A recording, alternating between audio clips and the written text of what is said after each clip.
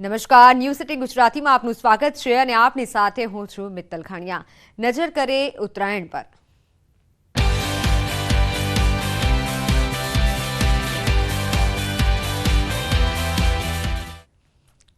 અમદાવાદમાં ઉત્તરાયણ પર્વને લઈને લોકોમાં ભારે ઉત્સાહ જોવા મળી રહ્યો છે। શહેરીજનો ઉત્તરાયણ પર્વ મનાવવા શેરી પૂળમાં પહોંચ્યા છે।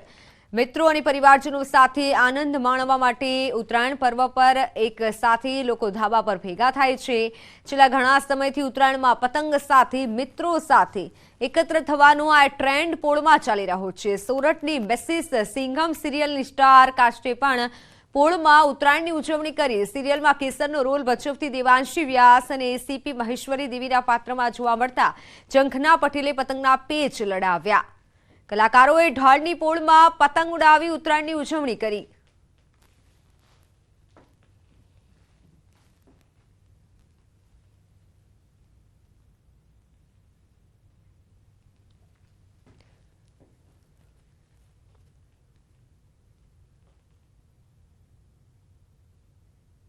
ઉત્તરાયણનો પર્વ એટલે એવો પર્વ કે જ્યાં લોકો હર્ષો ઉલ્લાસ સાથે પરિવાર સાથે મિત્રો સાથે ઉત્તરાયણ પર્વ મનાવતા હોય છે। પરંતુ ગત વર્ષથી છેલ્લા ઘણા સમયથી આ જ પ્રકારે ટ્રેન્ડ રહ્યો છે કે લોકો ભલે શહેરમાં રહેતા હોય તેમ છતાં પોળમાં એક ઉનોખો ઉત્સાહ છે તે મનાવવા માટે આવતા છે। કેટલાક એક્સેસ છે આપણી સાથે, તેમની સાથે વાત કરીશું। આપ અહીંયા આગળ ઉત્તરાયણનો પર્વ મનાવવા આવ્યા છો, શું કહેશો તમારા ફિલ્મ વિશે, આગામી ફિલ્મ વિશે અને માહોલ વિશે?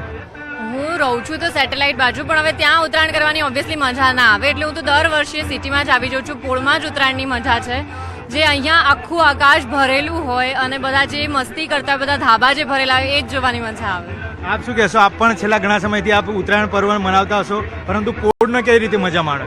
હું તો સિંધુ ભવન રહું છું, એટલે સિંધુ ભવનમાં એટલા બધા પતંગ નથી ચકતા, પણ જ્યારે અહીંયાના ટેરેસ પર આવીને મને દેખાય છે કે અત્યારના બપોરના 1 વાગે છે તો બી એટલા બધા પતંગ ચગી રહ્યા છે અને આખું કલરફુલ આકાશ લાગી રહ્યું છે અને બહુ સરસ, મને બહુ સરસ વાઇબ આવી રહી છે। તો આઈ એમ લુકિંગ ફોરવર્ડ કે મને વધારે મજા આવશે અહીંયા। બિલકુલ, કેટલાક સ્થાનિકો છે જેમનું આ ઘર હવેલી છે, ત્યાં પણ ઘણા વર્ષોથી આ પ્રકારનો ટ્રેન્ડ ચાલે છે, તેમની વિશે પૂછીશું। આપ શું કહેશો? છેલ્લા ઘણા સમયથી એક અલગ નવો ટ્રેન્ડ ચાલ્યો છે કે પોળ વિસ્તાર હોય ત્યાં લોકો ઉત્તરાયણ પર્વ મનાવતા હોય છે। આપને અહીંયા કેટલા વર્ષથી રહો છો અને કેવો માહોલ હોય છે? અમારા તો અહીંયા પેઢીઓના મકાનો છે અને પોર વિસ્તારની, અને એમાં બી ખાડિયા રાયપુર, આ પ્રોપર ડારની પોર કહેવાય કે એની તો આખી મજા જ અલગ છે। ઉત્તરાયણ માટે શહેરમાંથી તો ખરું, અમદાવાદ શહેરના જે આઉટ વિસ્તારમાં લોકો બહાર રહેવા ગયા છે એ તો ખરા, પણ આખા ગુજરાતમાંથી ઇવન વિદેશથી બી એટલા બધા લોકો આવે છે કે સ્પેશિયલ અમદાવાદની ઉત્તરાયણ માણવા જ આવે છે। બિલકુલ, તો જે રીતે લોકોનું કહેવું છે કે ઉત્તરાયણ પર્વ મનાવવા માટે હોટ ફેવરિટ સ્થળ જે છે તે હવે ક્યાંક ઢાળની પોળ સહિત અનેક પોળ વિસ્તાર છે તે પ્રકારનો માહોલ જે છે તે ઉત્તરાયણમાં જોવા મળી રહ્યો છે। કેમેરામેન હિરેન શાહ સાથે મૌલિક દામેચા, ન્યૂઝ 18 ગુજરાતી, અમદાવાદ। તો કોંગ્રેસ નેતા અર્જુન મોઢવાડિયાએ અમદાવાદમાં ઉત્તરાયણ પર્વની ઉજવણી કરી અને પોળ વિસ્તારમાં અર્જુન મોઢવાડિયા, શૈલેષ પરમાર, બિમલ શાહ સહિત નેતાઓએ ઉજવણી કરી। શહેર પ્રમુખ હેમંતસિંહ પટેલ અને ઇમરાન ખેડાવાલા પણ પોળમાં પતંગના પેચ લડાવ્યા।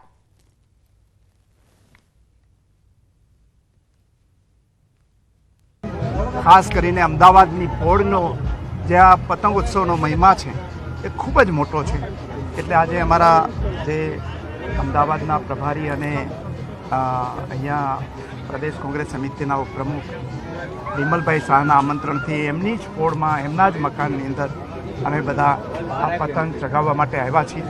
ત્યારે જે જૂના પોળવાસીઓએ અમદાવાદનું સાચી સંસ્કૃતિ જાળવી રાખી છે એમનો પણ આભાર માની અને એમને અભિનંદન આપું છું અને ફરીથી તમામ ગુજરાતી ભાઈ બહેનો અને તમામ દેશવાસીઓને પણ આ નિમિત્તે શુભકામનાઓ પાઠવું છું।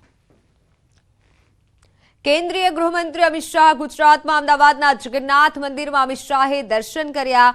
ઉત્તરાયણ નિમિત્તે અમિત શાહે જગન્નાથ મંદિરમાં પૂજા અર્ચના કરી। અમિત શાહ પરિવાર સાથે જગન્નાથ મંદિરે પહોંચ્યા હતા। જગન્નાથ મંદિરમાં તેઓએ દર્શન કર્યા, સાથે જ પૂજા અર્ચના પણ કરી। મંદિરમાં સહપરિવાર સાથે બહેન સુભદ્રા, ભાઈ બલભદ્ર અને ભગવાન જગન્નાથની પૂજા કરી।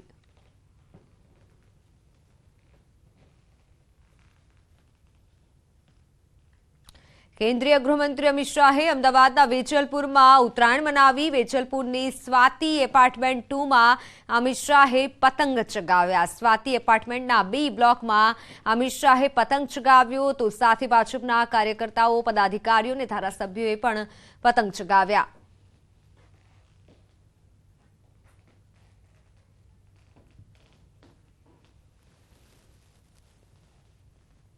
તો અમિત શાહ આજે અમદાવાદમાં છે અને અમદાવાદના વેજલપુરમાં અમિત શાહે ઉત્તરાયણ મનાવી, જેના દ્રશ્યો આપને બતાવી રહ્યા છે. પતંગ ચગાવી અને ઉત્તરાયણની અમિત શાહે ઉજવણી કરી. સહપરિવાર સાથે તેઓએ ભગવાન જગન્નાથના દર્શન કર્યા અને ત્યારબાદ વેજલપુરમાં આવેલ સ્વાતિ એપાર્ટમેન્ટ 2માં અમિત શાહે ઉત્તરાયણ મનાવી. ગૃહ રાજ્યમંત્રી હર્ષ સંઘવીએ સુરતમાં ઉત્તરાયણની ઉજવણી કરી છે. ધાબા પર ચડી ગૃહમંત્રીએ પતંગ ચગાવ્યા. હર્ષ સંઘવીએ સાવધાનીપૂર્વક ઉત્તરાયણની ઉજવણી કરવાની અપીલ કરી. રસ્તા પર દોરી લટકતી દેખાય તો કાપી અને બાજુમાં મૂકવા માટે અપીલ કરી. કહ્યું કે આપણા કાર્યથી અનેક લોકોનો જીવ બચી જશે. જાગૃત નાગરિક તરીકે આપણે નજરે દેખાતું હોય દોરો ખેંચીને આપણે બાજુમાં મૂકી શકતા હોય ને જો એટલું બી ના કરીએ તો એનાથી હું એવું માનું છું કે કોઈક બીજાનું જીવન આપણે એનાથી ભોગ લેવાતો હોય છે. મારી આપને વિનંતી છે કે આને અભિયાન બનાવીએ. રાજ્યમાં કોઈ બી જિલ્લાઓમાં, કોઈ બી મહાનગરમાં, કોઈ બી ખૂણે આજે રાત્રે દોરો લટકતો ના રહે તેની ચિંતા આપણે સૌ લોકો જરૂરથી કરીએ, એવી મારી ખાસ લાગણી છે. પૂર્વ મુખ્યમંત્રી વિજય રૂપાણીએ પણ રાજકોટમાં પતંગ સાથે પરિવાર સાથે ઉત્તરાયણ મનાવી. ન્યૂઝ 18 ગુજરાતી સાથેની વાતચીતમાં રૂપાણીએ કહ્યું કે હાલ કોંગ્રેસની પતંગ ગોથા ખાઈ રહી છે અને નરેન્દ્રભાઈ મોદીનો પવન ફૂંકાઈ રહ્યો છે. કોંગ્રેસના નેતાઓના રામ મંદિર પ્રાણ પ્રતિષ્ઠા મહોત્સવમાં ન જવાના નિવેદન પર પણ તેમણે પ્રતિક્રિયા આપી. ફરી પોતાનો પવન ફૂંકાવા અંગે પણ રૂપાણીએ પ્રતિક્રિયા આપી.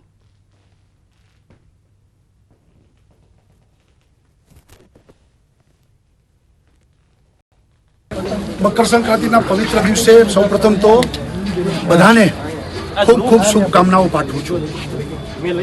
પતંગ ઉત્સવ અને ગુજરાત એકબીજાના પર્યાય છે. પતંગ ઉત્સવ અને ગુજરાતના એક એક ધાબે આજે પ્રજા પતંગ ઉડાડીને આનંદ માણી રહી છે. આજે સદનસીબે પવન સારો છે, વાતાવરણ સારું છે. અયોધ્યામાં રામ મંદિર બનવાનું છે, એનો પવન પણ બરોબર જામ્યો છે અને સાથે સાથે મોદી સરકાર અને મોદીનો પવન પણ દેશભરમાં જામેલો જ છે. કોંગ્રેસની પતંગો ગોથા ખાય છે અને દોરોય ખલાસ થઈ ગયો છે એની પાસે. પતંગના ઠેકાણા નથી, દિશાવિહીન અને કોંગ્રેસ ટોટલ નેતૃત્વવિહીન છે અત્યારે. અને અત્યારે કોંગ્રેસની કોઈ પતંગની હેસિયત જ નથી. કોઈ તો હલવાના છે બરોબરના, કારણ કે રામ મંદિરનો વિરોધ કર્યો, મંદિરના બનાવવા માટે કાર સેવકો ઉપર ગોળીઓ ચલાવી, અમારી સરકારો એમને રામ મંદિરના મુદ્દે તોડી. એટલે હું એમ માનું છું કે કોંગ્રેસ તો બરોબરની ફસાણી છે. દેશ આખી રામ મંદિર રામમય છે